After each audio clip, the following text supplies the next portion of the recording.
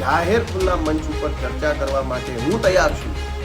ગુજરાત પણ તૈયાર છે. લોકોને જાણવું છે, લોકોને સમજવું છે, લોકોને પણ જેમ વેસ્ટર્ન કન્ટ્રીઝની અંદર. નમસ્કાર દર્શક મિત્રો, સ્વાગત છે આપણે યુટ્યુબ ચેનલ એટલે કે MB ન્યૂઝ ગુજરાતમાં.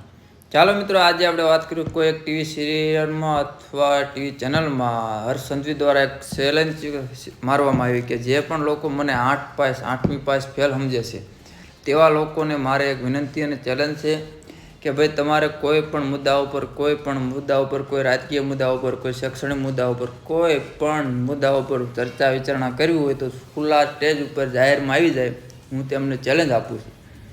ત્યારે મિત્રો તમે લોકો આમ આદમી પાર્ટીના વરિષ્ઠ નેતા અને પૂર્વ પ્રદેશ અધ્યક્ષ ગોપાલ ઇટાલિયાને તો જાણતા દેશો.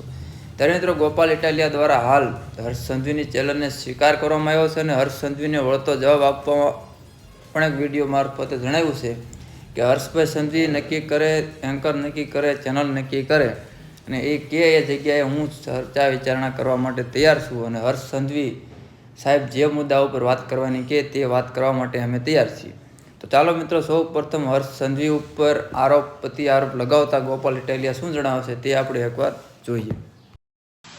ગુજરાતના ગૃહમંત્રીએ ગુજરાતની એક ચેનલ ઉપર ઇન્ટરવ્યુ દરમિયાન એક ચેલેન્જ આપી છે કે એ પોતે ભલે ઓછું ભણેલા છે, પોતે ભલે 8 પાસ જ છે, પણ એમની પાસે ખૂબ નોલેજ છે, વિશાળ જ્ઞાનનો ભંડાર ભર્યો છે. કેમ કે તેઓ IAS IPS પાસેથી શીખે છે, નેતાઓ પાસેથી શીખે છે અને રોજ શીખે છે. એટલે એમની પાસે એટલું બધું નોલેજ છે કે એ પોતે કોઈ પણ વિષય ઉપર ખુલ્લા મંચ ઉપર જાહેરમાં ચર્ચા કરવા માટેની ચેલેન્જ આપે છે. આ ચેલેન્જને ગોપાલ ઇટાલિયાએ સ્વીકારી છે.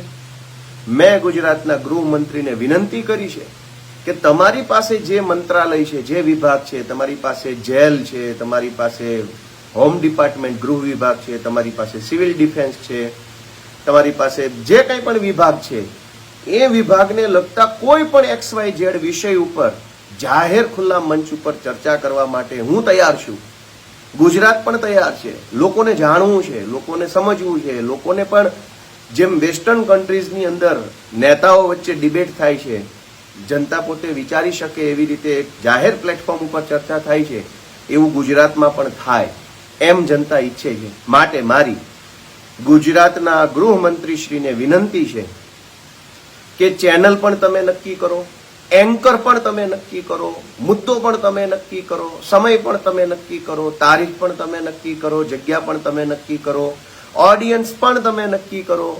બધું જ તમે નક્કી કરી લીધા પછી બધી જ તૈયારી તમે કરીને આવો, વાંચીને આવો, લખીને આવો, અભ્યાસ કરીને આવો, સમજીને આવો, વિચારીને બધું જ થઈ ગયા પછી આપણે બંને જાહેર મંચ ઉપર ખુલ્લામાં ચર્ચા કરી અને ગુજરાતના લોકોને આપણે કંઈક જાણકારી મળે, સમજવા મળે એવો પ્રયત્ન કરીએ. આ સાથે મારી તો એ પણ બાંહેધરી છે કે પૂરા માન, સન્માન અને સૌજન્ય સાથે આપણે આ ચર્ચા કરીશું. કેમ કે આપણે ઝઘડો નથી કરવાનો, આપણે કોઈ લડાઈ નથી કરવાની કે ભાગબટાઈ નથી કરવાની, ચર્ચા કરવાની છે સારા વિષય ઉપર.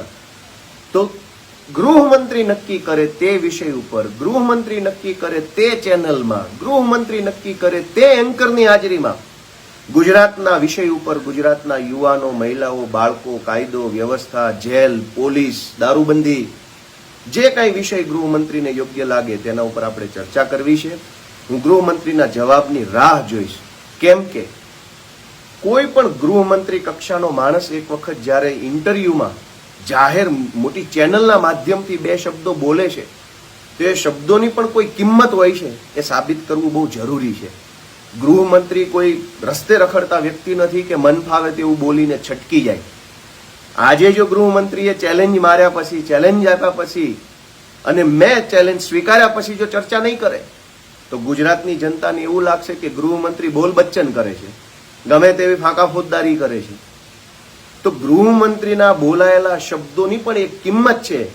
પ્રાણ જાય પણ વચન ન જાય એ પ્રકારે. અને તમે બધા તો ઠેકેદારો છો, તો તમે તમારા શબ્દોને પાળો છો, તમે તમારી બોલાયેલી વાત ઉપર સ્ટેન્ડ કરો છો, તમે જે વાત જાહેરમાં લલકારીને બોલો છો એ વાતની ઉપર તમે કાયમ રહો છો, એવું ગુજરાતની જનતાને ભરોસો અપાવવા માટે પણ તમારે જાહેર મંચ ઉપર ચર્ચા કરવી જોઈએ. હું રાહ જોઉં છું, આપણે ચર્ચા કરીશું. જય હિન્દ, જય જય ગરવી ગુજરાત. તો મિત્રો વિડીયો જોયો ને આ હતા ગોપાલ ઇટાલિયા, આમ આદમી પાર્ટીના વરિષ્ઠ નેતા અને પૂર્વ પ્રદેશ અધ્યક્ષ. ત્યારે મિત્રો હર્ષ સંઘવી દ્વારા જે ચેલેન્જ આપવામાં આવી તે ચેલેન્જને ગોપાલ ઇટાલિયા દ્વારા સંપૂર્ણપણે સ્વીકારવામાં આવે છે. હર્ષ સંઘવી સાહેબને જે પણ મુદ્દા ઉપર ચર્ચા કરવી હોય અને ગમે તે ઓન ધ વે તેના ઉપર ગોપાલ ઇટાલિયા ચર્ચા કરવા માટે તૈયાર છે. તો મિત્રો એ જોવાનું એ રહ્યું કે હર્ષ સંઘવી દ્વારા કે આપણા ગુજરાતના ગૃહમંત્રી દ્વારા આનો વળતો જવાબ આપવામાં આવે છે કે પછી ગોપાલ ઇટાલિયાની ચેલેન્જ સ્વીકારવામાં આવે છે, તે આવનાર સમય જ નક્કી કરશે. તો ખેર મિત્રો આજના વિડીયોમાં એટલું. ફરી મળશું નવડ સાથે નવા અહેવાલ સાથે. તો ગોપાલ ઇટાલિયાની આ જે હર્ષ સંઘવીને ચેલેન્જ આપવામાં આવી તેને લઈ તમારે શું કહેવું છે તે પણ કમેન્ટ કરીને જણાવજો. જય હિન્દ, વંદે માતરમ.